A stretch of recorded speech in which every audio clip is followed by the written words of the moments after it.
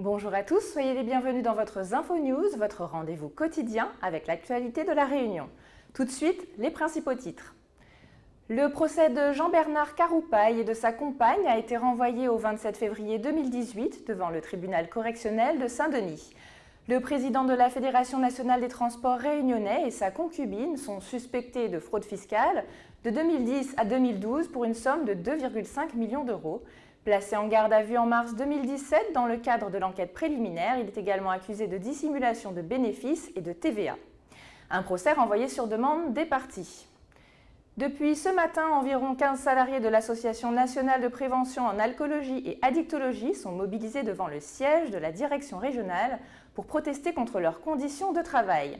Un mouvement à l'initiative de l'intersyndicale CFDT, Santé Socio Réunion, et CGTR, Santé et Action Sociale. La goutte d'eau qui a fait déborder le vase est un licenciement jugé injustifié. On écoute Isabelle Klein, représentante CFDT.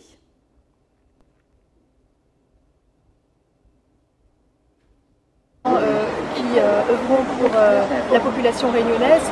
Au niveau de la NPL 24, on reçoit des usagers qui ont des difficultés avec tout type d'addiction, avec ce produit. Et aujourd'hui, nous, soignants, nous sommes nous-mêmes malmenés avec des conditions qui sont plus que lamentables. Donc aujourd'hui, on dénonce ça et surtout, la goutte d'eau qui a fait déborder le vase, c'est un collègue qui a été licencié injustement pour faute grave.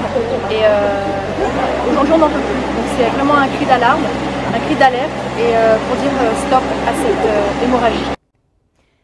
La première pierre du complexe intergénérationnel de Saint-Denis a été posée ce matin. Un projet parrainé par la préfecture, le conseil départemental, l'agence régionale de santé de la Réunion, la mairie de Saint-Denis et Madame Aude. Le bâtiment est situé au niveau de l'ancien siège de la CAF, un projet de plus de 10 000 m² comprenant un EHPAD, une crèche, une résidence senior de 54 logements, 4 jardins, le tout pour un budget de 32 millions d'euros. Livraison prévue pour 2019. On écoute la réaction de Madame Aude au micro de Samuel Irlepen. Les personnes âgées à La Réunion étaient dans des endroits, je dirais des mouroirs. Et quand j'étais la connaissance du docteur Chenard il y a quelques années, que j'ai vu ces projets où il y a, comme on l'a souligné à plusieurs reprises, la mixité sociale, ça m'a emballé. Il y a déjà 2 de fait, je vais visiter très souvent et on voit des gens de conditions très modestes avec des gens, des VIP comme on dit. Et ça, je dis super. Et puis alors moi, ce qui me plaît aussi, c'est cette crèche pour enfants différents. Vous savez comme moi que j'ai beaucoup de parents qui me disent « Madame Aude, où ça m'y mettre mon marmaille ?» Eh bien là, on pourra les mettre. Et ça, je dis bravo. J'ai eu ma petite larme, mais là, je suis maquillée, je peux pas. Une panne est survenue sur les équipements du câble SAFE qui relie la Réunion à l'Internet mondial. Des ralentissements sont constatés sur l'ensemble du réseau, un incident qui concerne tous les opérateurs de l'île. Des investigations sont en cours pour déterminer l'origine de ces perturbations.